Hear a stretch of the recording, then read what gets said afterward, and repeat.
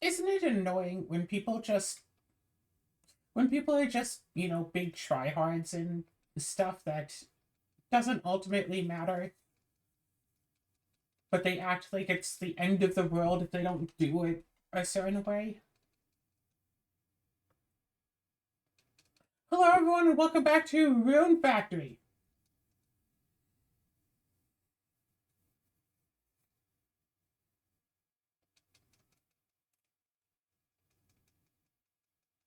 Azura is here with me.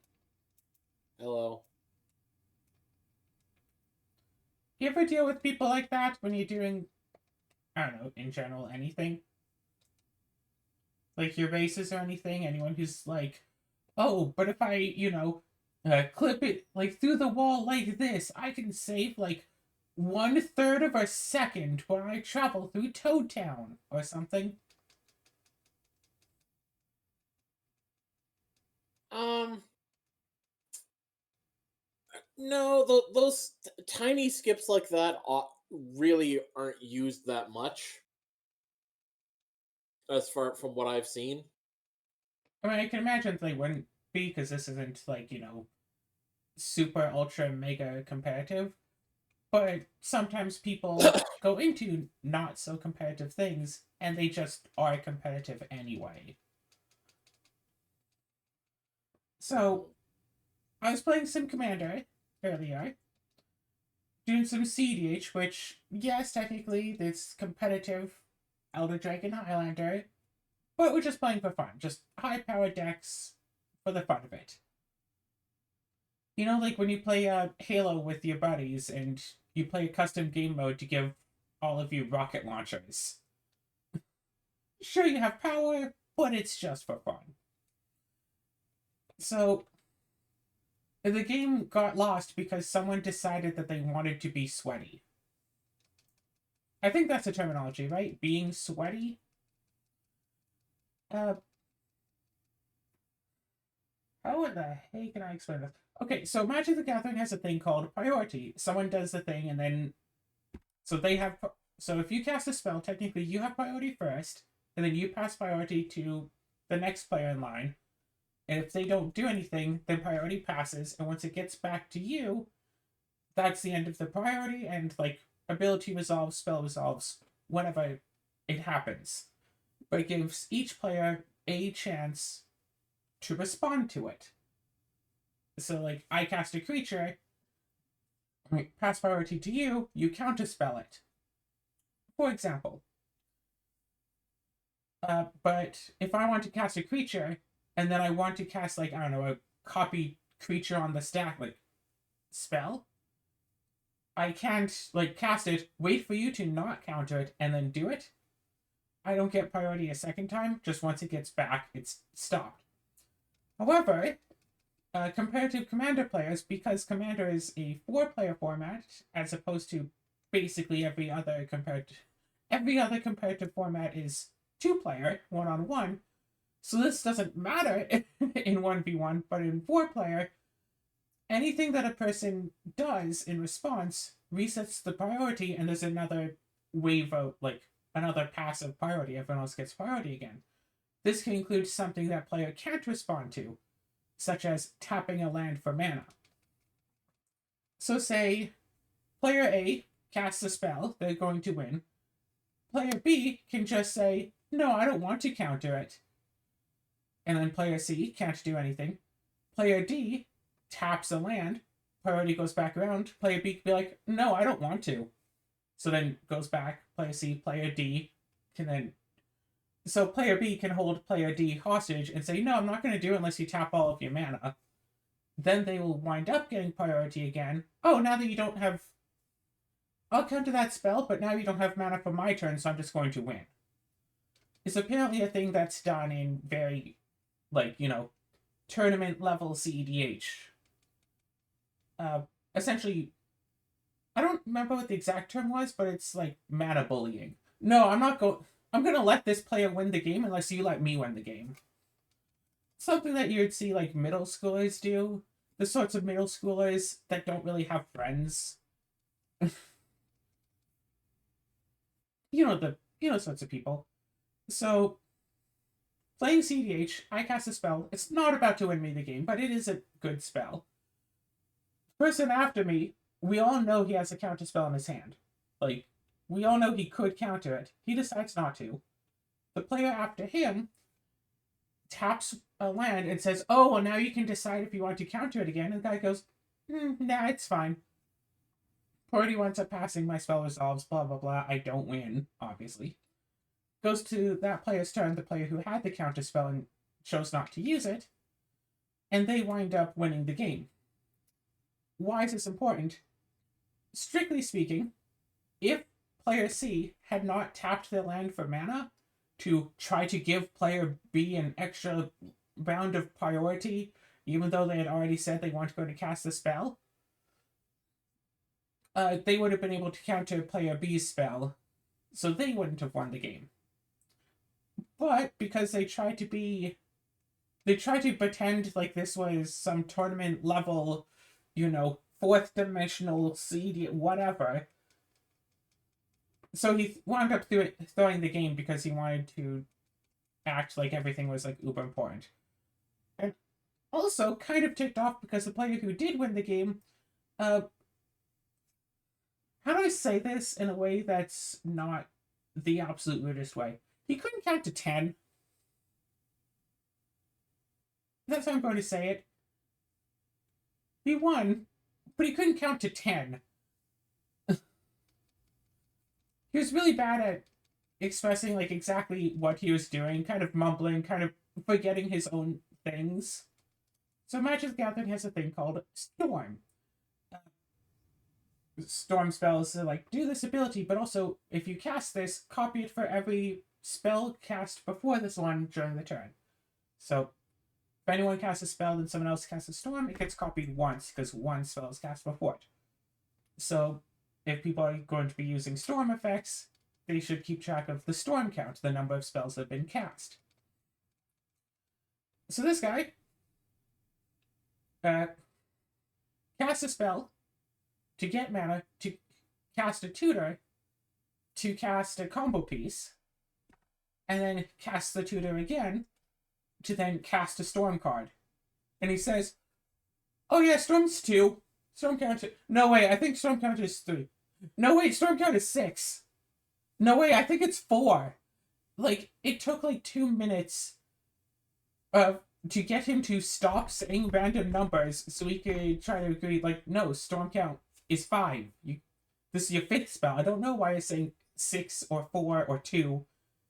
This is 5. And then he casts it again, storm count 6. Okay.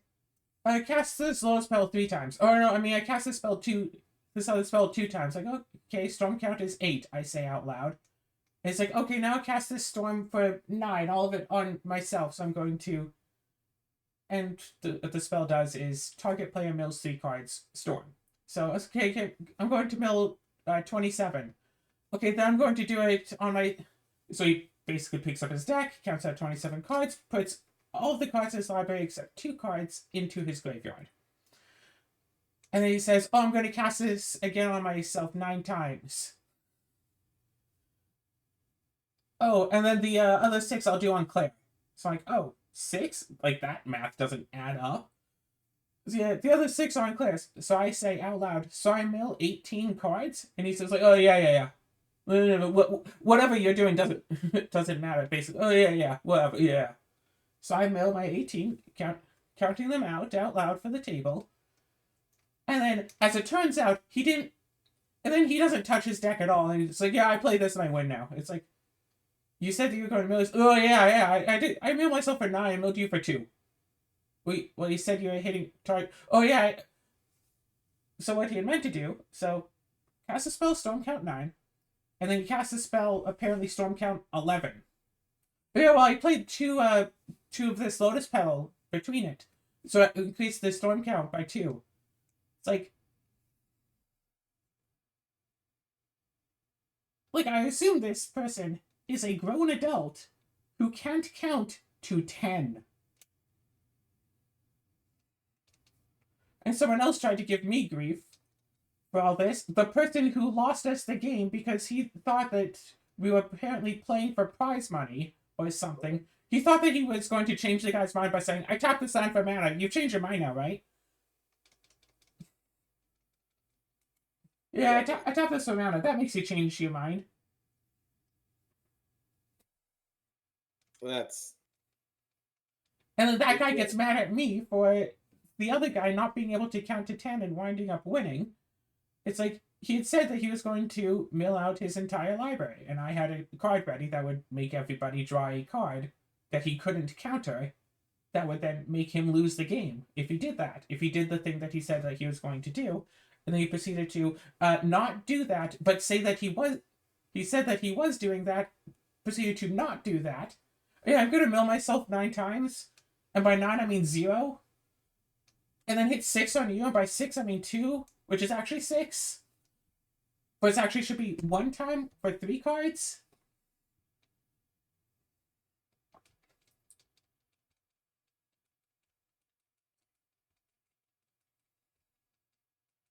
I wonder if he actually really couldn't count to 10 or if his strategy really was confusing the table by just spouting random numbers every time.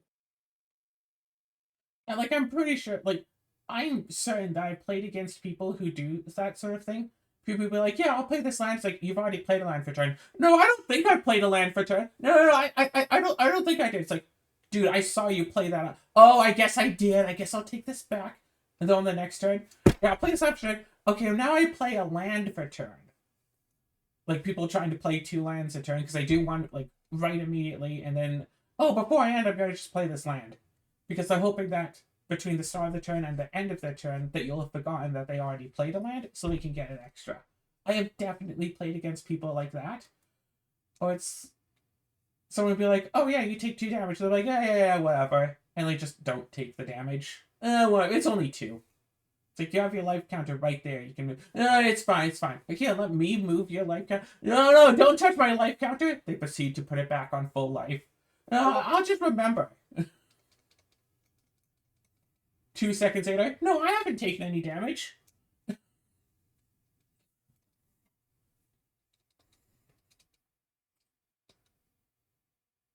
And I know I've told you about the, what is it? I think the trope is refuge and audacity. The person pretending to be the stupidest person that I've ever played against. Where Uh-huh. we're just, playing a casual game. This isn't even CDH, it's just casual EDH. And they have, like, their lights are, like, because we're playing over webcam, obviously. They have their lights, like, really low, so it's hard to really see what they have, which is another way that people cheat. They draw a card for turn. I just kind of look at their screen, and I'm just like, huh, I thought your sleeves were blue. And he immediately leaves the call, disconnects. like, like he had his finger on the button. Like, he had his hand, like, on the power cord. Just, I thought your sleeves were blue. Vroom! Stop everything. Everything is gone. No, stop. Abort. Mission. Like, he was just... So yeah, the guy was playing with multiple different colors of sleeves. Probably in order to teleport. Like, oh, green is lands, blue is spells, red is creatures, whatever. And just playing with his lights really low in the hopes that people wouldn't be able to tell the difference between the colors. But he would. And it's like, from time to time, there's conversation that comes up in the casual sphere of someone being like, oh yeah, well, I didn't actually have like 100 sleeves of one color, so I used. And my deck is like, red and blue, so I used red sleeves and blue sleeves. And it's like trying to explain to, some new player that's like, oh, technically, like, you're not supposed to do that, and this is kind of a big thing. Like, this guy, not even pretending to be, it's like, oh, but those are my favorite colors. Like, no, just gone, just out of there. Like, I have never seen a person leave anything that fast.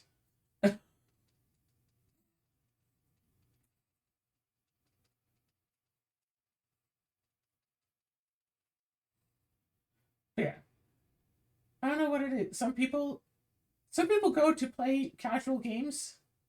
Some people just want to play casual games, but they don't want to actually play. They want to cheat and win at casual games instead. one time I was playing a game, yeah, essentially, was it?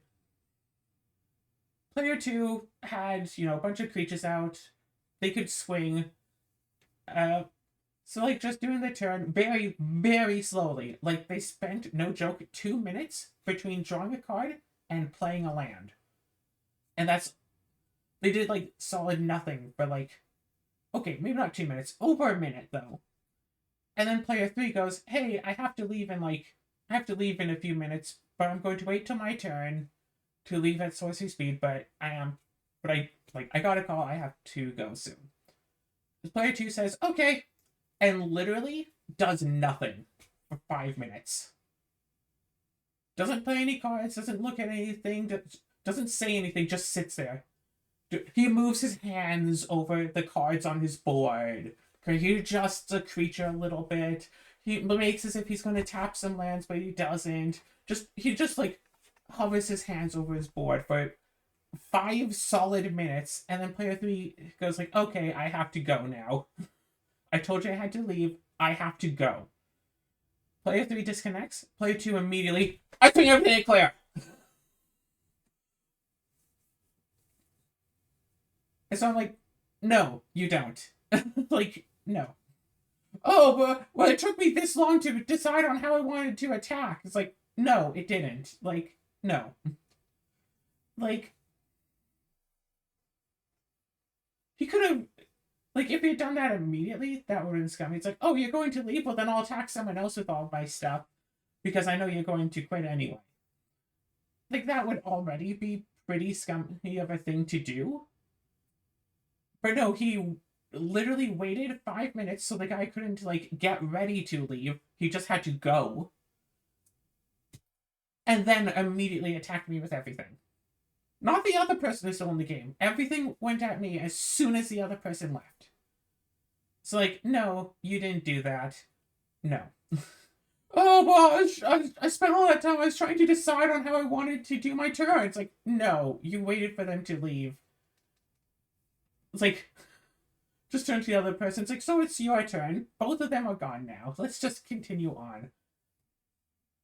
Yeah, I blocked the guy, reported him. Don't think I ever saw him again. But it's like, I don't understand what the thrill. Like, I've won games against people before. I don't understand what's so thrilling about winning that you have to do everything in your power to make sure you win as much as humanly possible. And if you really, really, really, really have the, like, if winning a game is as important as breathing or water to you somehow, play against a computer and set it to easy. Or plug a second controller into the computer and have nobody there and just play against nothing. It's the same amount of victory. You still win, but now you don't have someone else dragging you down for multiple minutes. And you might think that playing online would get rid of these people because you can't really cheat on the internet client, except that the annoying people also play online. Especially in the lower ranks of Magic Arena, there are definitely a number of people who just queue up for games and then walk away for 20 minutes. The number of times I've started a game, the opponent times out while choosing the opening hand, and then times out turn 1, times out turn 2, and then times out on turn 3, and then I automatically get the win. And each timeout is like 2 minutes. So it's literally, I join the game, and I have to wait like 6 minutes to be awarded the victory. People legitimately use this as a strategy, though. They start the game, go do something else, under the hopes that someone will see, oh, this person's just, not even going to play. I'm just going to leave instead of waiting 6 minutes. And then, hey, it's a free victory. I win by doing nothing. I am the newest Luigi.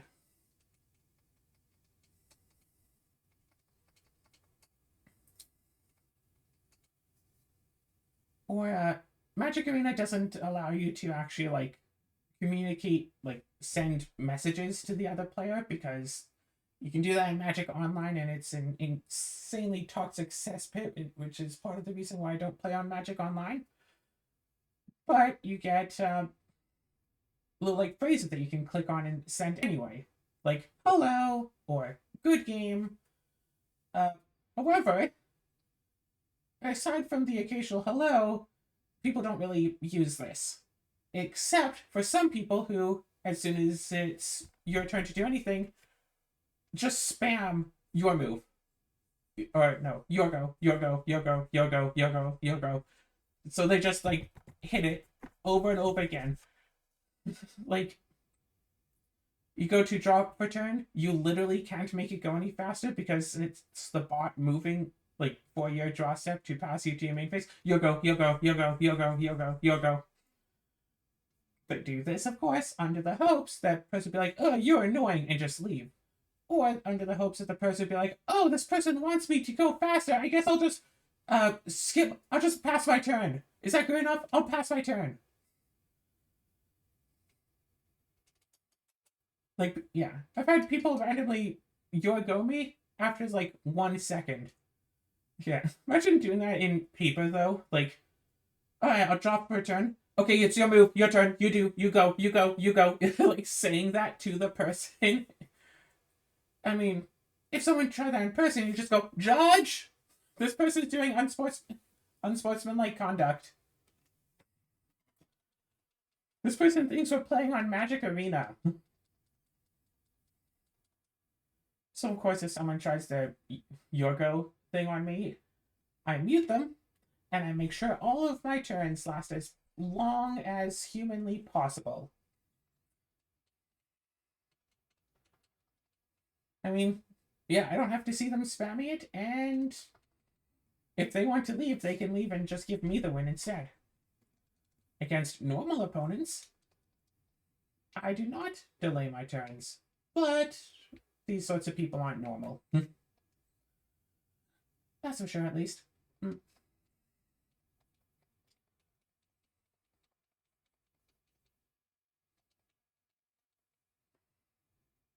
So how about you, Azura? Other than me, have you found uh, any particularly annoying people you want to vent about? Eh. No, not really. Oh God, you should go to sleep. I'm You should have not a tired. I'm just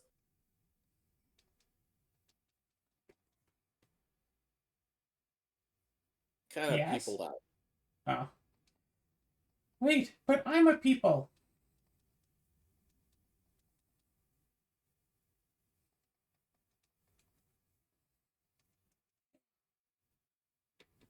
Oh yeah. So last night we're supposed to have our first Frosthaven session with the new player, who didn't show up until about halfway through the session. Said something I couldn't quite hear about. Oh, it's Monday, and then left the voice call. Odd. It's like, I'm hoping that it's just, oh, they had a busy day, forgot about it, and they're still going to have a busy day and can't take part. Or it could have been, oh, I didn't know you were playing on Monday, even though I was told, ugh, I can't play on Mondays. Forget it, I'm not even interested in the first place. And, like, I don't know where on those extremes it lies. But then we arranged the next session to be tonight, Tuesday night. I think it said okay to that, so actually, I should double check that.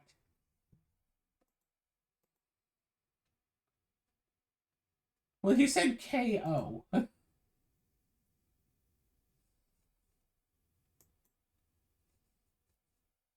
So I'm really not sure.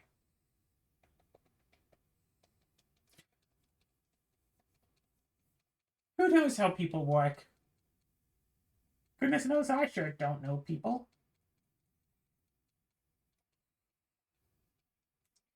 Do, do, do, do, do, do, do.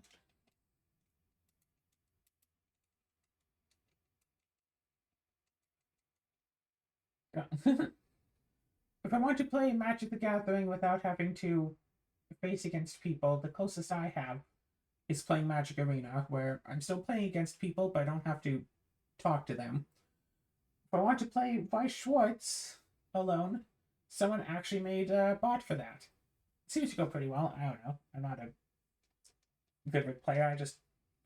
I know the rules, generally speaking. If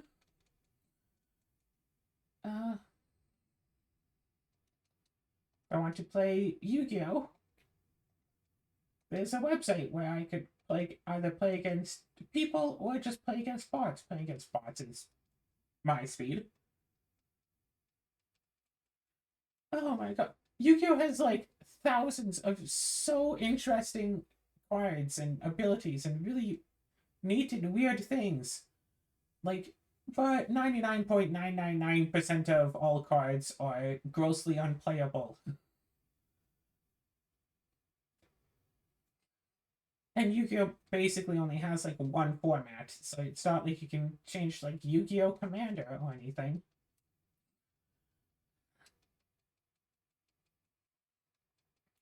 A lot of these cards seem really nice and interesting, and it could be fun to play them. Oh, but if you actually try to play any of them, you just lose immediately because if the opponent doesn't kill you on their first turn, they'll kill you on their second. Or, win, whatever.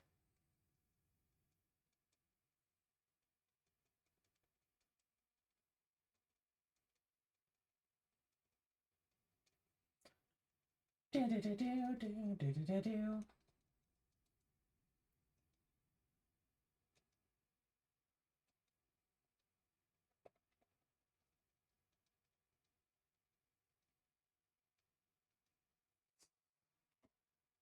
Yeah, it's been really annoying being someone who likes card games but doesn't really like people.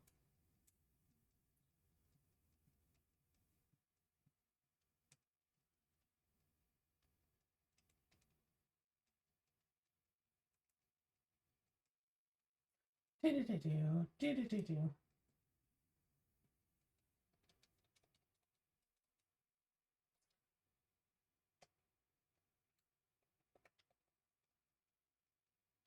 So have you really been on just had Curse Forge?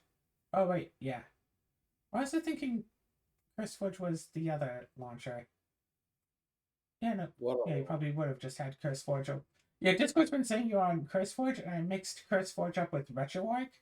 So I thought you went on RetroArch for your race and then like just left it open. I was gonna ask you why you did, but Curse Forge No. being left open is a different matter. Yeah, I just don't really have any reason to specifically close it unless I need to save on like, active memory. Yeah.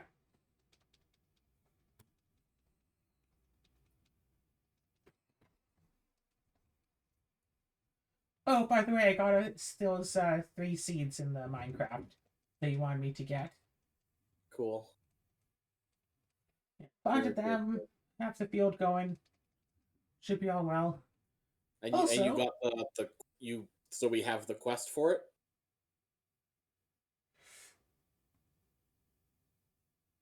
I don't know if I got the quest actually. Uh-oh. Tap on over to the Minecraft. Quests. Where's the seeds? Seeds.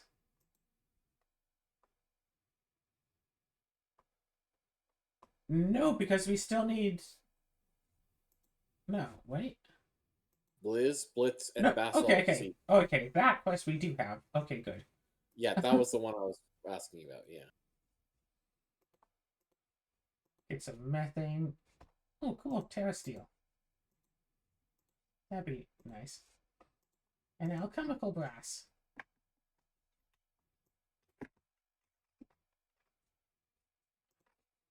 So, you want to know something kind of weird?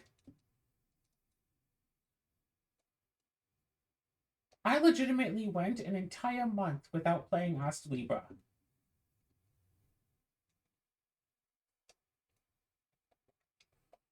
I mean, I've gone 35 years without ever playing it. No, like I wouldn't. more than an entire month without playing it, but it was still being uploaded every other day. Yeah. I just had like a 16, 17 video backlog on it. From October 24th had been the last time I'd played. November 25th.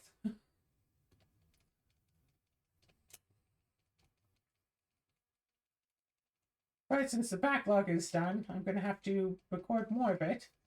And once again, I might be just about at the end of the game. There might only be like 2 more episodes to do. I don't know. Honestly, I might almost want to wind up using Bravely Default 2 as a semi-daily, even though I'm already a fair chunk into the game. Bravely Default 2 works as a nice placeholder for other stuff. And there are also other fun games as well, like Troubleshooter. Troubleshooter Tuesdays. How fun.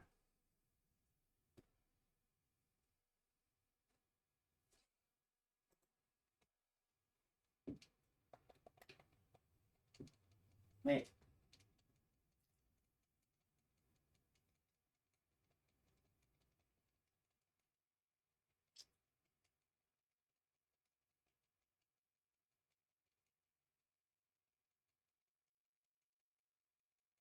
I love grabbing these little bits of these mooring mark things, though, that are completely out of context. Oh gosh, yeah. I finally showed you the link to Morning Mark, and you're still just reading the comics? Yeah.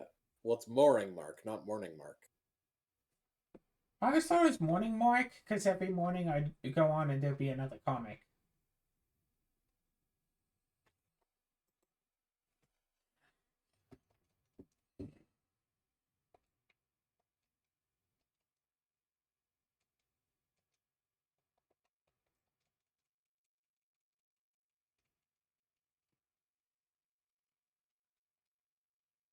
And the latest Order of the Stick comic.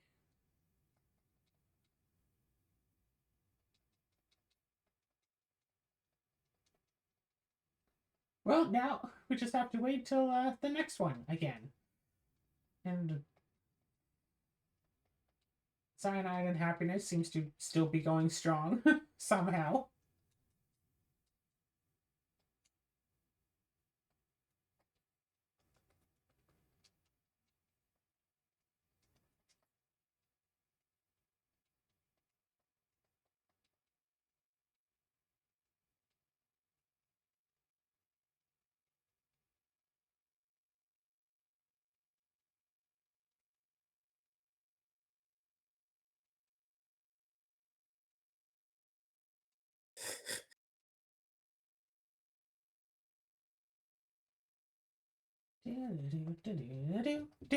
God.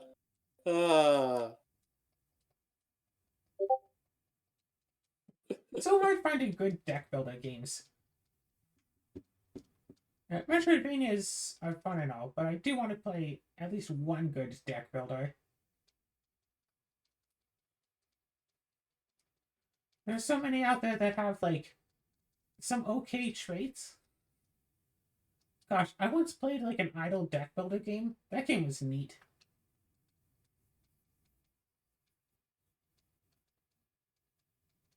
It becomes somewhat less interesting once you realize that you could just leave the game running by itself for, like, 2 hours and win anyway.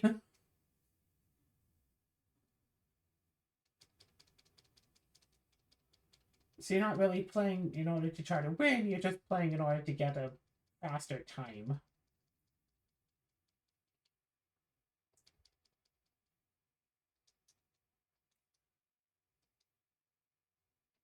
So trying to go about it from memory. The idea is you have a deck of 10 cards. 9 of them are basically like one copper piece card, and one of them is a stairs card. The idea is to go down 100 flights of stairs. So whenever the stairs card comes up, you go down 1 flight. So if you go through the entire deck 100 times, you win. So you can literally just leave it going. And it's like a, yeah, 1,000 cards. Probably takes a few seconds each card.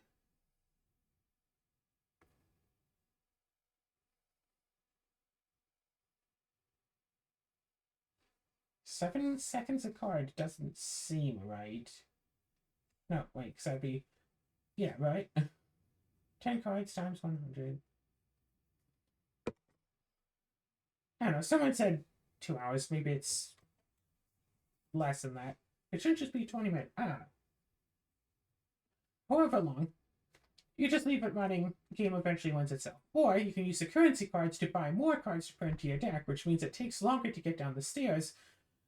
But after you buy enough currency cards, then you can eventually buy alternate currency cards. It's basically, instead of coppers, you can get silvers, and then with silvers, you can then buy a card that gives you golds, and with golds, you can either get dynamite cards to remove cards from your deck, but it's cards at random, but not the stairs card. Or you could eventually buy another stairs card so you can go, or like just general speed boosts. So either go through faster or go through 2 stairs per rotation. It's like, yeah, that's an interesting concept. I don't know, maybe it would be better if you just didn't start with a stairs card in your deck. So you'd actually have a reason to go through the whole chain of things.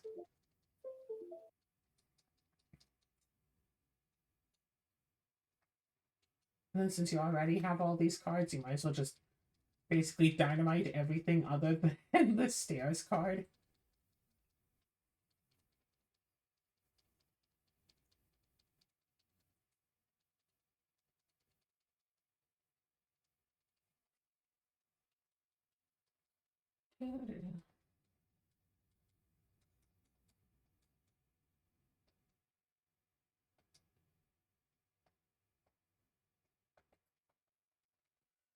What other annoyances have I come across while playing Magic? There's that one lady who screamed at me. Well, screamed. Who yelled at me for, I think it was like 2 hours. Uh, all because one weird rules interaction that she was so adamantly sure worked doesn't actually work the way that she was hoping it did. And it's kind of foolish that she actually seemed to believe that it did work the way that she did. Because he's definitely missing a few steps of logic in it. But, I mean, someone who just yell at others over a children's card game probably doesn't necessarily have proper logic.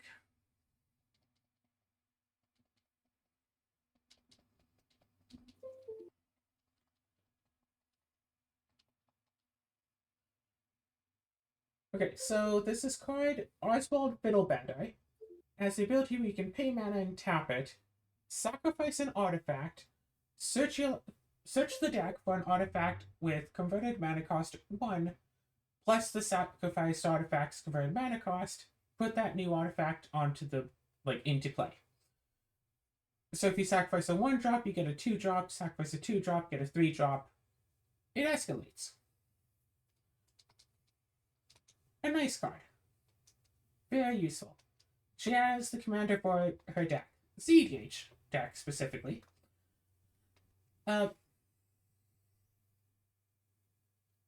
Recently, as of the time of the story happening, so a few years ago now, but recently at the time, a very interesting set of artifacts had been released.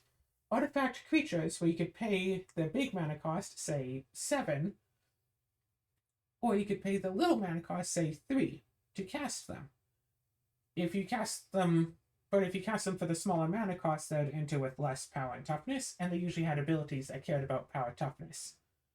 So it might be, say, like, when this enters the battlefield, draw cards equal to its power. You can either pay 7 mana for it to be a 4/4, or 3 mana for it to be like a 1/3, or something. Like 7 mana, get a 4/4, draw 4, or 3 mana, get a 1/3, draw 1.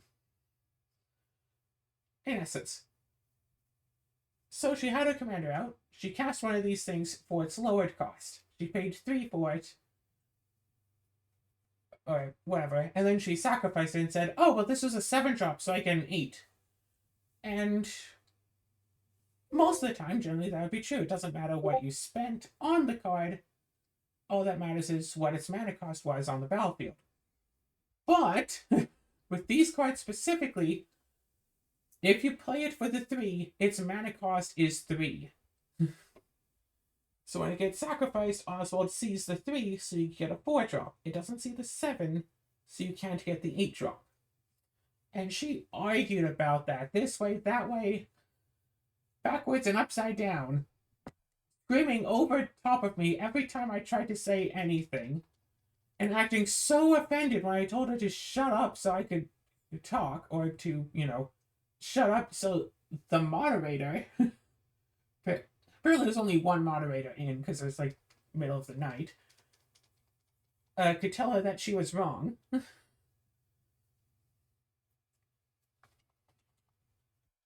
Somewhere on one of my computers, I have just actually like an hour-long recording of her just yelling about this, because she was yelling so much, I just put on OBS and just started recording her. I have like a solid hour of her just yelling over everybody who would try to tell her otherwise, that it doesn't matter what the mana value of the card is when it's on the battlefield, and it doesn't matter what it is when it's in the graveyard. What matters is like the name of the card and its mana value. So it checks the name of the card on the battlefield specifically, but before, and then it goes into its directory and looks up that card to see what its mana value is supposed to be, to check what the mana value is. Because she had claimed that it didn't matter what it was on the battlefield, which is wrong. That is what matters. But she had also claimed it doesn't matter what is in the graveyard. So if you play like Sculpting Steel, a card that becomes a copy of a different artifact, it would take whatever Sculpting Steel was copying instead of the Sculpting Steel itself.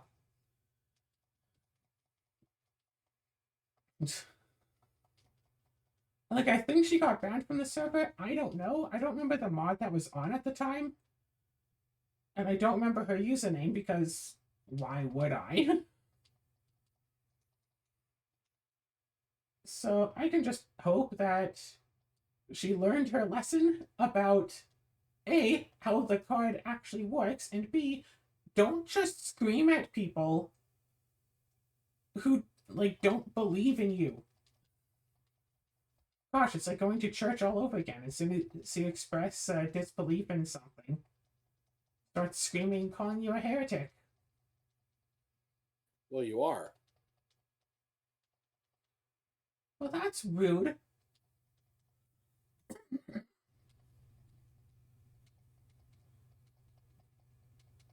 A heretic is like a really hairy lunatic, right? I don't know. Yeah, you get it? Heretic? So, yeah. Or a I get lunatic it. who really likes rabbits? Hey. God. So I've been trying to find people to do casual, general, like, text-based role plays with online. It's fun writing, but I just don't have the motivation to just write stuff on my own. So getting a writing partner to write stories with is nice. I find someone's post, they're looking for whatever. I, message them about it. It's like, oh yeah, something like that would be a lot of fun. I'm definitely interested. And immediately she hits me up with like, oh, can you tell me like a bit about yourself? Which, I mean, okay, we're going to be, socializing and stuff. That's sure, whatever. Oh, and can you give me a writing sample? And everybody flipping wants a writing sample. I don't save all of these role plays that I do with people so I can give them to other people to be what things it's like, no, like the sorts of things that I write for person A are not what person B wants, but I can write what person B wants. I just don't write it because person A doesn't want that. So I have to save every single thing that I write with everybody, and then, oh, you want a writing sample? Well, here's 50 writing samples. Find the one that suits you. It's like, oh, well, you wrote one of these 50 samples I don't agree with, so I'm just going to never message you again. Yeah, so instead I enter the link to like the Wattpad, where I just generally write stories from time to time. I don't have many stories on there. I have a few. But whatever, that is like my writing. See, boom, here's my Wattpad, here's writing sample, and then she just never sent me another message. So like I'm almost tempted to just bother her about it. It's like, hey, did you read my writing samples? Hey, did my about me section that covered like the same things about me that your about you section covered about you, like was that good enough, or did you need more? Were there any more specific questions? Like, I just want to be so annoying to these people. I shouldn't be, and I'm not being, but it's like, what, you wanted a writing sample? Oh, I'm sorry, I didn't write, the whole, like, I'm not Shakespeare. I didn't write something as popular as Romeo and Juliet. I don't know the kind of writing samples that you want. How about you tell me what you want as a writing sample, and I'll tell you that I can do it. Unless you want flowery prose that repeats the same 3 paragraphs over and over and over again, because while I could do that, I refuse to.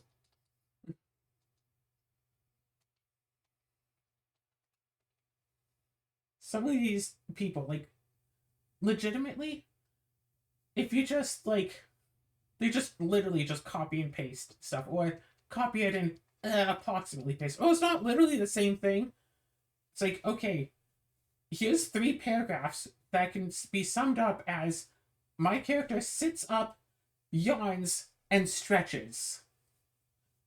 Here in your very next post are 3 paragraphs that can be summed as my character sits up, yawns, and stretches. And then in the next post, and then the next post, and then the next post. Like, you don't. It's like none of these posts are mentioned about how your character apparently falls back down again, so they have to keep getting up. They just talk about, like, oh yes, the character who had sat up and had stretched. Oh yes, and now that was a really mighty yawn, the sort of yawn that you yawn in the morning after a good night's sleep, the yawn of yawns. Like, this whole story is a yawn. I agree.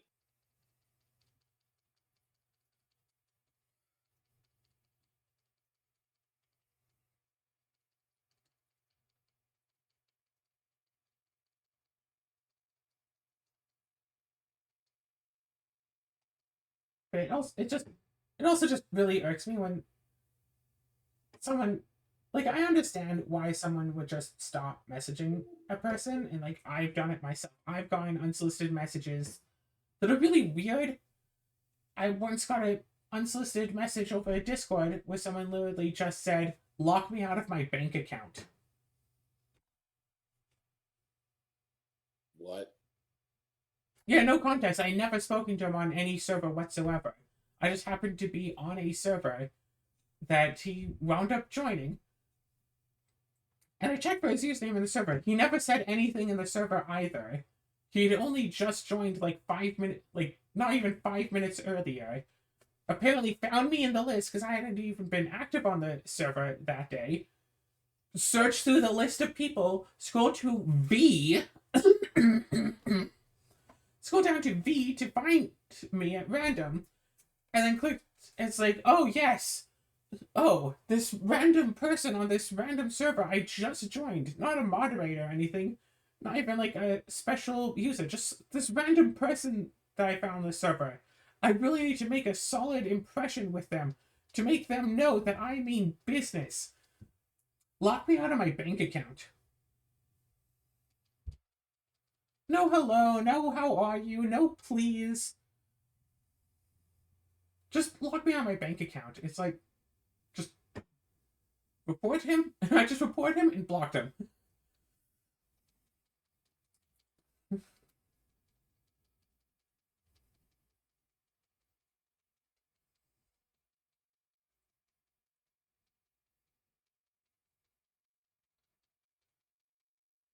Or people who are just way too rude for no good reason.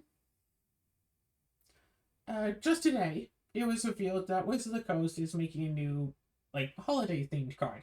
They usually make one every year or every few years, whatever. Just something silly, not actually legal for play, but whatever, silly. Usually, it's usually a reference to a card that already exists and is popular, whatever. This one, among all, it's like a, whatever, an artifact, a tap, lands you control have tap, refill your mug with a frothy beverage. If you don't have a mug, go get one and then fill it with a frothy beverage. 'Tis the season. So, it's silly. Whenever you go to combat, as long as you have, what's the term? Like a frothy mustache, creatures you control get +2/+2 until end of time. And so I commented on that as a joke. It's like, hey, that card's unfair to people with sensory issues. It's like if you have sensory issues and get like the frothy mustache, like no, get that gone. Go. Like wipe that away immediately. No, you cannot live with that. And then someone immediately comments, well, it's not legal anyway. It's like, oh, gee willikers, the card with the holiday stamp and the holiday theme is not a legal card? Gee willikers, how could anyone have figured that out? The card that says that your lands have the ability to refill your mug with a frothy beverage is not a legal card? Oh, gee willikers, if only someone could invent whimsy, so you could try to learn and understand how to be a human person.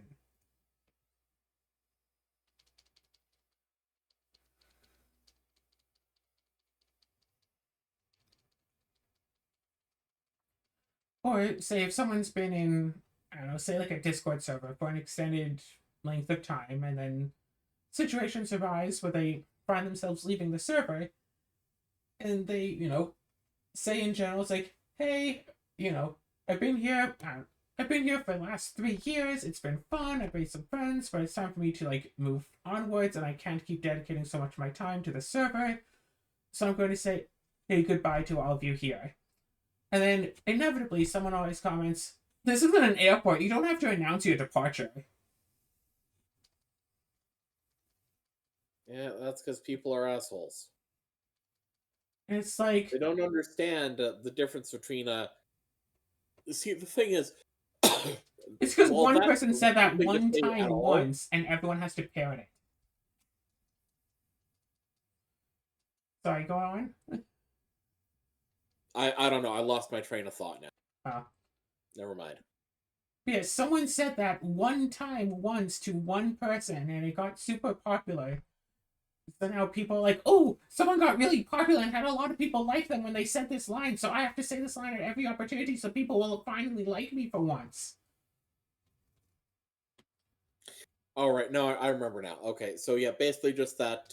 I mean, the context was someone saying, "I'm leaving this whatever social media platform," like basically rage quitting, but Yeah, announcing it to everyone.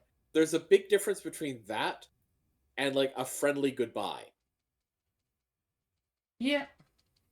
I mean, even if someone is like rage quitting, like number of people leaving Twitter, it's like, hey, this platform, it's gone down the tubes ever since that stupid billionaire bought it, so I'm out of here. Peace.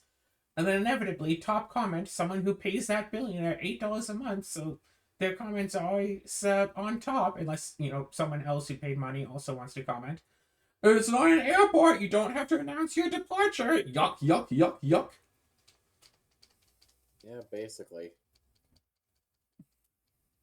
Except I think most of the time they don't even think that they're trying to be funny. They are dead effing serious.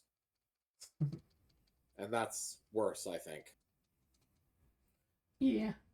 But it's like, someone had literally made a post once, like, hey, it costs nothing to be a good person.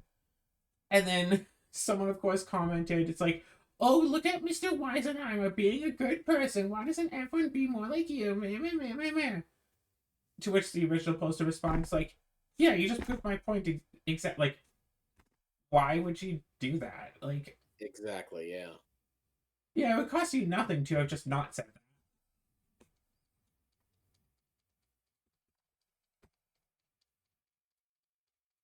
that. Yeah, I've been on Blue Sky ever since my 30th birthday, and it's definitely nicer than Twitter now. Except for time to time, you'll get like one random Twitter person who's migrated over to Blue Sky who'll say something absolutely unhinged. Usually it's something random like, oh, that's because leftists can't take a joke, or something. Oh, it's like, oh yeah, that's because leftists always block people instead of just letting us verbally assault them. It's something random like that, so I just report them for being antisocial and just block them. I don't remember who it was, and I don't even remember what he said. Some random person made some really weird comment, and since I replied to it before I blocked him, I keep getting notifications from people who are responding to him, but I can't see his post because it's been removed. But apparently other people are still commenting to it on it, so I'm just like, gee, I totally forget what the guy had said. But a lot of people don't agree with him. Oh, right, that's another thing that people say that really annoys me. Blank is living in your head rent free. Someone someone will share something like, "Oh yeah, my ex-boyfriend used to beat me up all the time. It took me months to like get out of that situation." And then someone just says, "Well, it sounds like your ex-boyfriend is living in your head rent free." Yeah. It's like, gee, how much like, oh gosh. Like, how much would it have cost you to not say that? It was like, oh, well, see, it's your own fault for still thinking about him.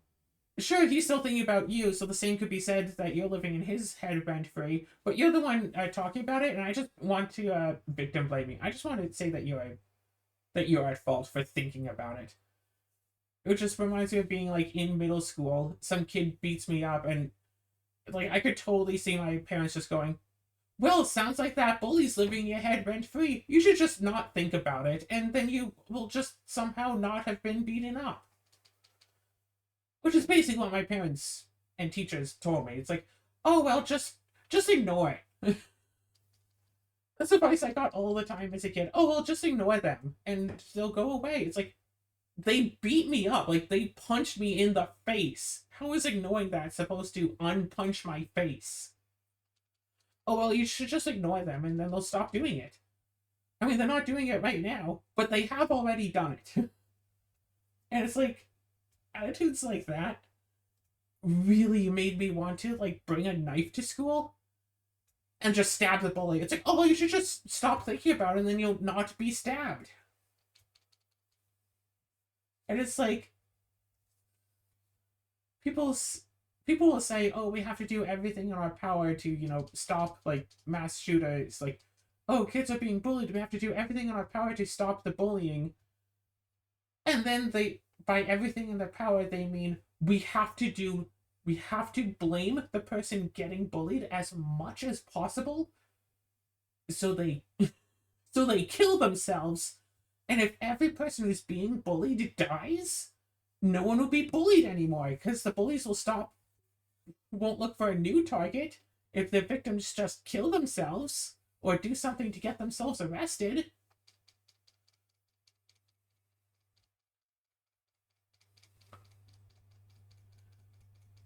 I went to a school that had posters up saying that it was very strictly anti-bully, and I went there for 2 years, and there were only, let's say, 4 times that I saw someone of the school step in to stop bullying from happening. Once was when I was walking with one of like the office people who work in the office. I don't remember her actual job. We were walking through the hall, and there was a kid who like had another kid like, up against the wall, like basically like mid bullying was happening, and then she just looked over, was like, "Hey, stop that," and just continued to walk. Didn't actually try to intervene or anything. Or at least she looked over and told the kid to stop, right? Another one was uh, me and this other kid. His name I do remember, but I won't say it. We just did not like each other. Nope, I don't remember. I'm sure it's his fault. Whatever. did not like each other. So I'm there. I think it's like during lunchtime. I'm there like playing cards or something with a different student. Playing something, and this kid just like goes and like grabs my coat from like I just like draped on my back. He just grabs my coat, like says, "I have your coat." I'm just like, "Just give it back." It's like, no, it's a. So I get up because I'm already fed up with this guy. I go to grab it from him, but of course he's still holding on. So I push him back so I can get my coat. I'm like 13 at the time. So it's like I just want him to like not right. So I push him to get my coat. I push him a bit too hard. He falls against the board. You remember how the whiteboards had that little like tray on them for like the markers and stuff? That little metal tray? I'm pretty sure he hit his head on that. Oh. He immediately gets up, and I'm just like, I have to leave. So I run out into the hallway. He chases after me. He pushes me. I think he pushed me at the doorway of the classroom, and I landed. My head and shoulder hit like the shoe back on the far end of the hall. Fortunately, it was like plastic shoe back, so it didn't really hurt. Like, it hurt a little. It didn't hurt a lot, but he pushed me hard enough across the entire like width of the hallway. I think like a good 10 feet or so. And then we both got like sent to the office for the rest of lunch, and that was it. We had to eat our lunch and spend our lunch recess in the office in 2 different rooms. That was all. One morning, it was winter time, so it was like, I don't know, -30 or something. But oh, school's not started yet, so students aren't allowed to come in unless it's -40. So there were dozens of students just like all like basically right up against the doors, waiting for them to be unlocked so we could all go in. And I was one of the ones like closer to the doors. There's a little bubble there, so the doors could open. We weren't pressed up right against them. This guy just comes out, starts punching me in the face. Like, I raised my arms to try to protect myself, obviously. But he just punches me in the face like 20 times. And then he just walks away. I'm just reeling, like, who is that? Why did he punch me? Like, why did that just happen? Some other guy comes up, starts punching me in the face, so I, try to protect myself, backing away, but there's a big old group of people behind me, so I can't really get away from him because there's people all around me who are watching this happen. He just walks away. The third guy comes up, punches me in the face for a while, then he walks away. Like, 3 separate students just randomly started punching me in the face. The fuck? Get inside, tell the teacher about it. I don't know who any of them are. None of them were from my class. I don't think I'd ever seen any of them before that moment. Sometime, I don't know if it was, I think it was the next day or whatever, I get called into a meeting at the office. The first guy and the second guy were in the office. The third guy was gone. Wasn't even put in trouble at all, whatsoever, period. First guy gets an in-school suspension for half the day for punching me. That's it. No, like, police assault charges or anything. And I say guy. They were, like, 12 or 13 years old because they were classmates. They wasn't, like, teachers punching me. Yeah. Second guy, he was wearing a winter jacket at the time because we all wore it because it was freezing cold. I say it was freezing cold, so you know it was cold. Apparently, through his winter jacket, through his regular clothes, I managed to cut him with my fingernail so much that he had like a little tiny open gash in the middle of his chest. So he like pulled up his shirt to reveal that. So he got away scot-free, and I got an in-school suspension for that.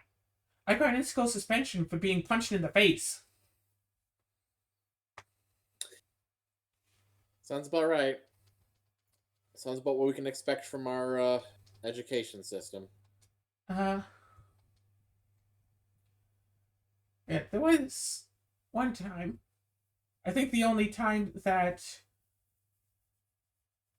yeah, I think the only time that I'd gotten bullied, whoever, where the teacher actually did something and wasn't punished Claire. I was in, I want to say eighth grade. It's going up to grade eight. I say eighth grade. I was in eighth grade and just out for recess, whatever. Not really doing much, just outside, fresh air. Not the middle of winter, notably. There's no snow around, I remember that. Some kids from the year below me just started coming up and just wailing on me. Again, I don't know why. Sometimes other people just wanted to come up and start hitting me. Like, I basically wind up in the fetal position because there's like 8 other kids punching and kicking me. It's like, I'm not like some super athletic, like superhero or anything. 1v8, I'm going to lose. Okay, I wasn't like a grown adult, like getting. It's like, no, I was 13-year-old being beat up by a bunch of 12-year-olds. So after they finished doing all that, and then they all walked away, a teacher, like, the lunch recess, like, monitor, whatever. The recess monitor, like, kind of walks over. It's like, hey, you shouldn't be beating up on this poor kid. Look, she's in the fetal position. Yeah, that's it. I just basically had to just walk up and, like, stand up, just go back to class. None of them got in trouble. Teacher's like, oh, you shouldn't do that, you know. It's like, I feel like, would it be too much to say those kids should have gotten in trouble for assaulting someone? Yes. Yes, they should have. Like, I feel like those kids and the other kids who punched me in the face and should have had to have spent, like, a few hours in prison to be like, hey, if you want to just assault someone, you don't. If you're gonna just go up and assault people, you're just gonna be living in prison. Like, you know what? Is that too much to say that, like, it would have been fair to send children to prison for assault? Again, not for, like, multiple years. Not even for 24 hours. Just have the school, bring them to the prison, have them be locked up, then after school, their parents can come pick them up from prison. Yeah. Like, I feel like that would be very fair. The kid does something that would get them arrested in the adult world. See, this is why being an adult is way better than being a kid. Because if someone were to come and just beat me up for no reason, I know that they're not going to be necessarily just doing that. They're not going to get off scot-free. Like,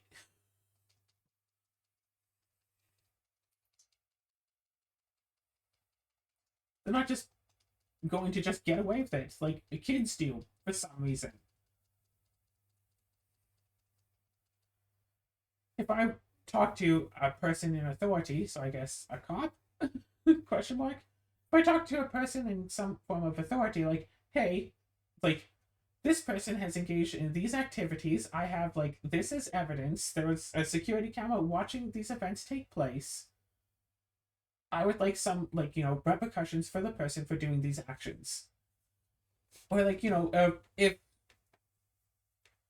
say, some employee of a shop, whatever, just catches me in the shop and just starts punching me, I can talk to, like, the manager about it. And the manager will actually listen to me. Because we can be, collected adults. Whereas as a kid, you try to explain something like this to a teacher, and the teacher's like, oh, you're just a kid. I don't have to listen to you. And all these stories bring me to, I'll say, from as far as what I was able to have seen/heard about, the biggest incident of bullying at that school that didn't directly involve me. But I still got in trouble. During lunch one day, Because there was like a vending machine that gave like milk to goes out in the hallway. Is basically like a T section of hallway because there's stair.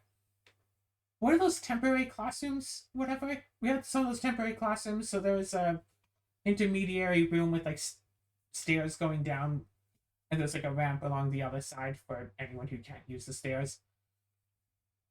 Whatever. So in that area, there's a vending machine for milk to goes. Uh, and so the incident happened, and an announcement played over the speakers like, "Can everybody in such and such, can everybody in such and such area report to the office immediately? That includes the that includes you. That includes the students who just ran away, because of course the school has security cameras. Not like they ever helped me, but whatever." So there were like 20 of us, maybe 30 of us, who all walked down to the office and all had to just sit in the office for lunch because, oh, well, you saw the incident happen and you didn't stop it from happening, so you're also guilty. So we just kind of had to sit there. Most of us didn't get our milk because we're waiting in line to get the milk. And we weren't allowed to go and get it. We just had to sit there without a drink for our lunch. Some of us didn't even have our lunches with us. We left them in the... Most of us, I think practically all of us, left our lunch in the classroom because we were coming out to get milk to bring it back to the classroom.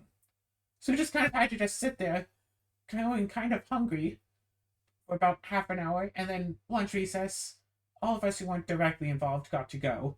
But we couldn't eat because it was recess time, and then after lunch we couldn't eat because it's class time, so like 30 of us had to just go hungry because we didn't stop the incident from happening.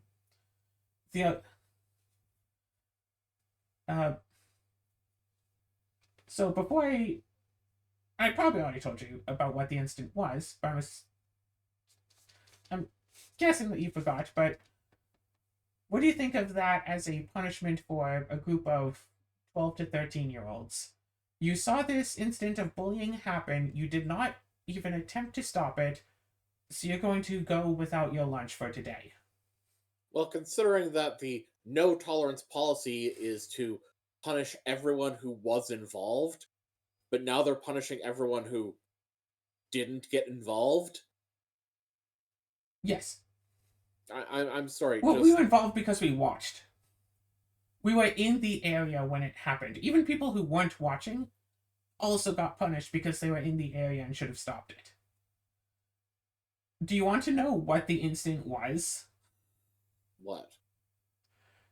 So, grade 8 kid picks up a grade 7 kid, spins him in a circle, puts him back down. The grade 7 kid was laughing the entire time.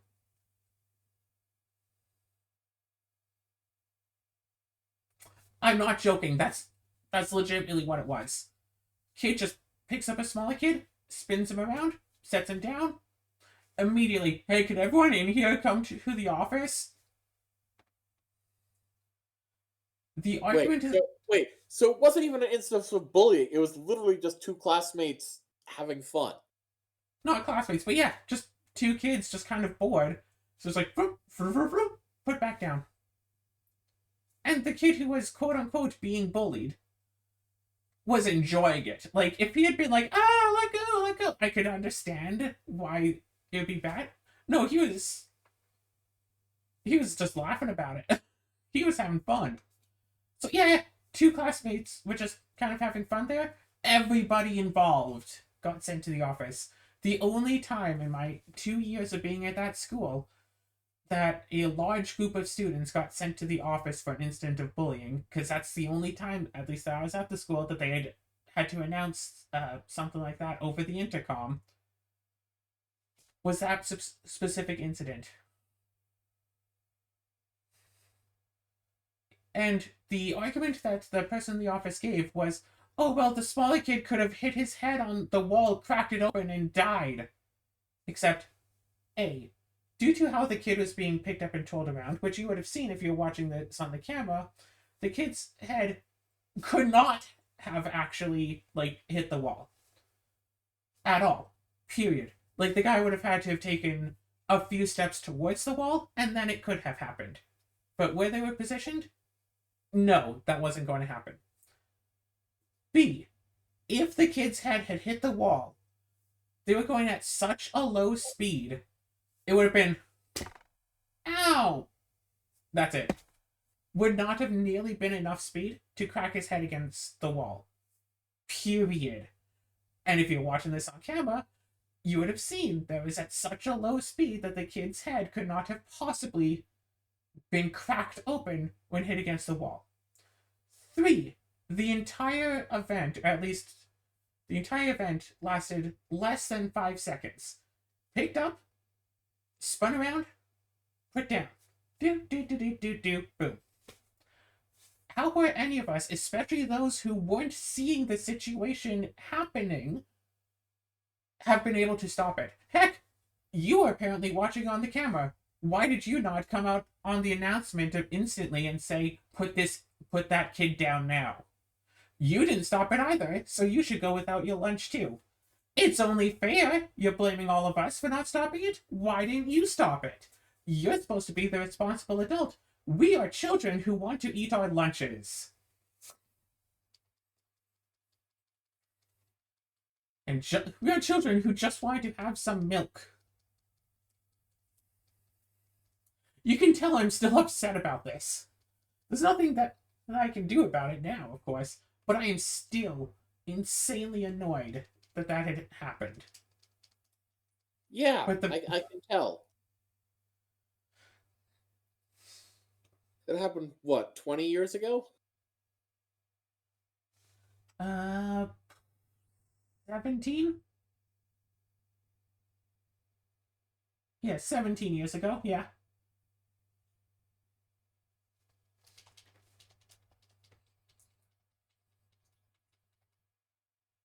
But of course that school... Oh god, wait, I was reminded of something else annoying that people... Chat, I was reminded of something else annoying that people often do, but I can't remember what it was. Whatever, probably more victim blaming stuff. It also got me probably one of the 10 funniest... Well, probably not 10. Whatever. One of the funniest events that I was ever part of. Like I said, there's a milk to go machine in the hallway. And also, like I said, the winters get, cold. So when we go outside for lunch recess, we have jackets on. So one day, lunch recess, there were about at least 10 of us, maybe 20. Around 15 of us just kind of standing at the doors waiting to go in because we couldn't just go in and have our lunch inside because it's not cold enough. So we're just standing there waiting to be allowed back in. I'm talking with some of the other people, don't even know about what. She turns away to, say something to her friend or whatever. She turns it back. I pull a milk to go out of my back pocket and start drinking it, just thinking it's like, oh yes, I put this milk to go in my back pocket. I should start drinking it now. So, what she sees, two of us are talking, she turns around for a second, and suddenly I have a milk. And she's just like, are you a sim?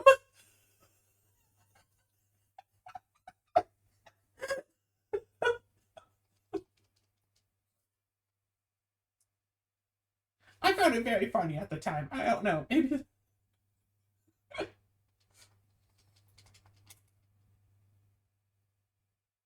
to which I obviously responded, Yabba Baganda.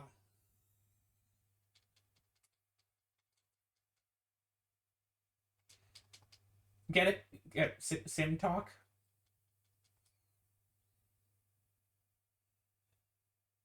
No, not good enough?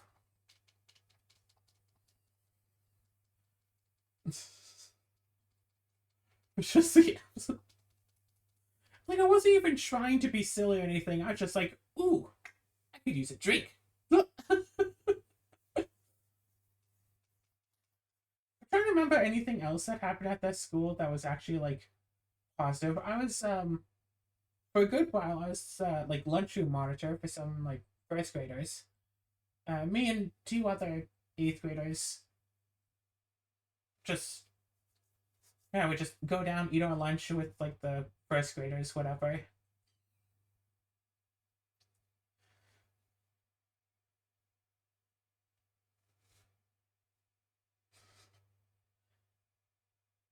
It's kind of weird to think about, but given like the age differences and whatever, those like first graders, yeah, those are basically Chandra's age.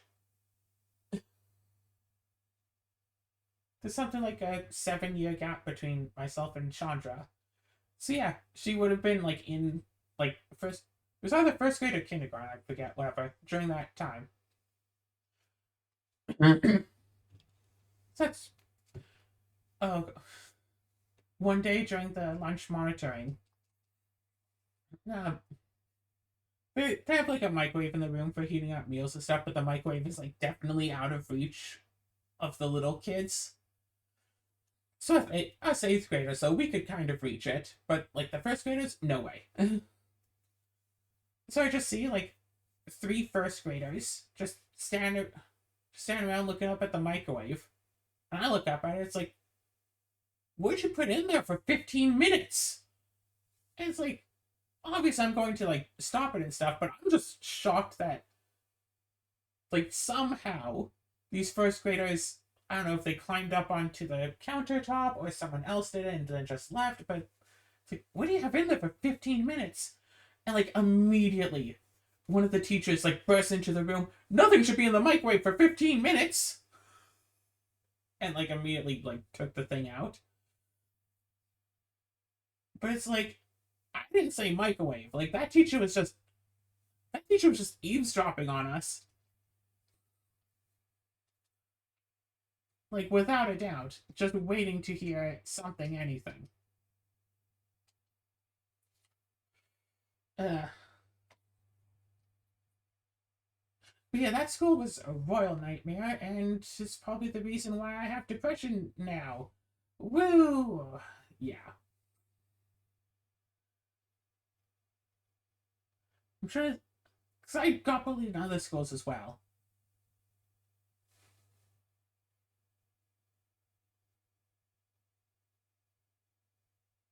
I can like not even remember.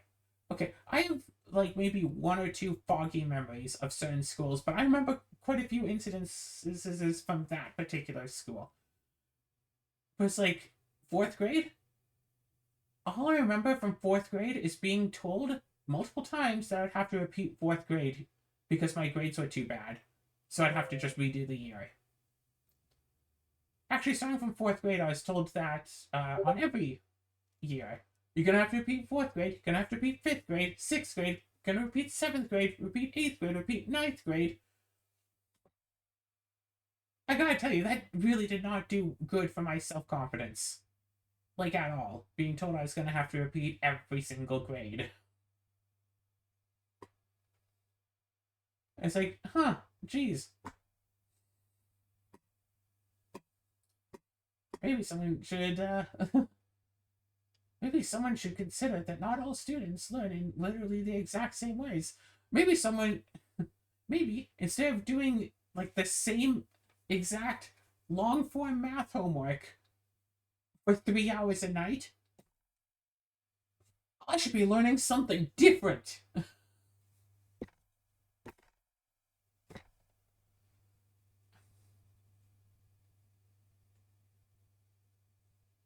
And that's actually really surprising considering I was on the honor roll in third grade.